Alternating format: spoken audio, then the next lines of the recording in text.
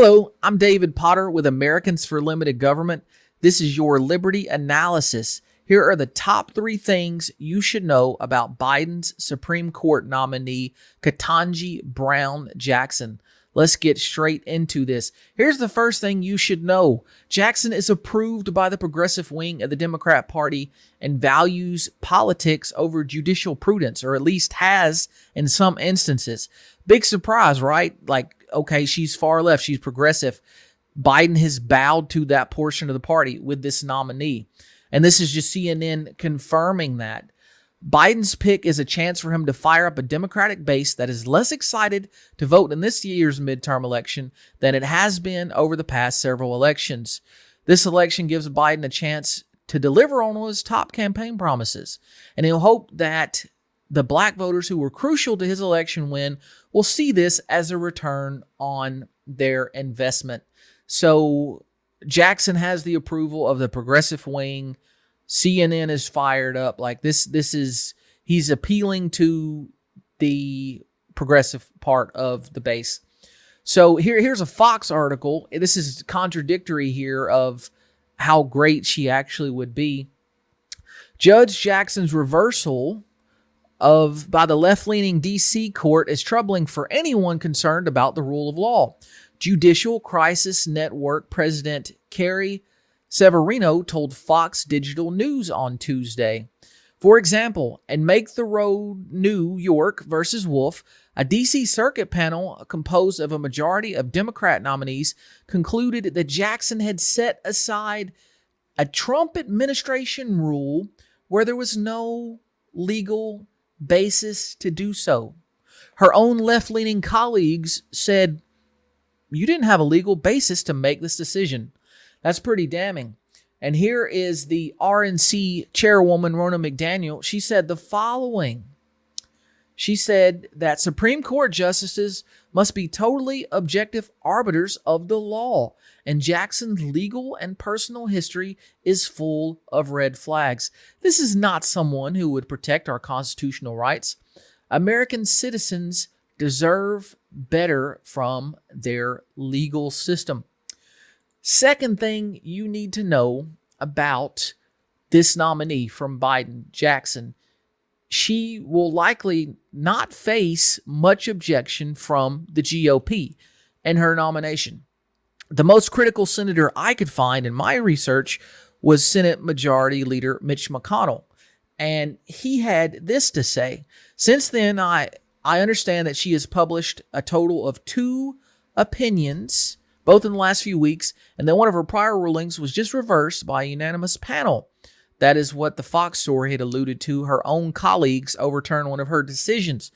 I also understand that Judge Jackson was the favored choice of the far left dark money groups that have spent years attacking the legitimacy of the court.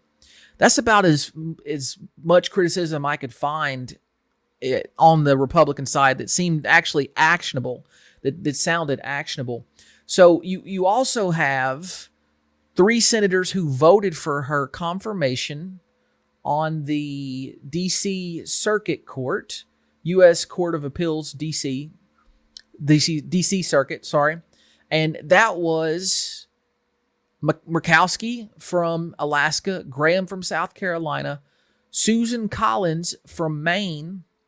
And Collins went as far as saying here that Jackson is an experienced federal judge with impressive academic and legal credentials. With statements like that, I don't really think there's going to be that much of a battle to prevent her from being nominated. And even if there was, CNN is stating that Kamala Harris could break the tie. Kamala, if there's a 50-50 split, I don't think there will be, but even if there were, Kamala could come in and break that deadlock and successfully nominate Jackson to the Supreme Court of the United States. Now, interestingly, Alan Dershowitz, a professor of law at Harvard, he says that this is one possibility. This article was in 2020 referring to one of Trump's nominees. One thing that he says that's possible: allow confirmation of a justice by a tie vote broken by the vice president whose president made the nomination. I think this is unprecedented. It's not happened before, but it's a possibility. And with Democrats having not really a lot of respect for president in recent years regarding certain senatorial traditions and rules, you could very well see this happen if Republicans failed to help nominate her. I don't see that happening. I think the GOP will help nominate her. And here's number 3. This is the most important point. Even if she is successfully confirmed, her presence on the bench won't be that significant, at least in the short term. There's still going to be the solid 6-3 conservative majority. And this is what you hear here from Iowa Senator Chuck Grassley. He went as far as saying it's going to be a promising or a respectful nomination process. I have no intentions of degrading the advice and consent role as Senate Democrats have in recent confirmations. One reason Republicans may not engage in a bruising battle over Jackson is that she won't alter the ideological balance on the court, which has a solid 6-3 majority. And there you have it. At least in the short term, she's not going to make that big of a difference because you still have that conservative majority. That's the biggest thing you should take away from this. Even if she is appointed and she's very leftist and progressive, it won't matter in the short term. And we can look here at the ages of all the justices. Obviously, Breyer, he is retiring. She'd be replacing him, who he'd be replaced by. The second oldest member is Clarence Thomas, and then followed a few years by Roberts. Well, if Thomas stays on the bench until another conservative president, that would help maintain that conservative majority. But in the short term, again, if she replaces Breyer, and then you have Sotomayor and Kagan, it's not going to matter with a majority of opinions. Yes, you have Roberts being more moderate or left in his voting habits in terms of policy and interpretation. But in the short term, it's not going to matter that much. So don't expect the GOP to put up too much of a fight. I think their energy is going to be focused on winning the midterms and preventing Biden from passing more radical policies.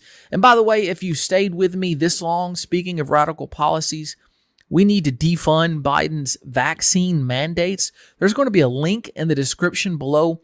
Click on that link to email Congress and tell them you want to defund Biden's vaccine mandates. If there's no funding, it's simple. The mandates cannot be enforced. We encourage you to do that because we believe that it is not within the rights of the government to mandate medical procedures. Defund the mandates, defund tyranny. I'm David Potter. This has been your Liberty Analysis. We'll be back with more soon. Take care.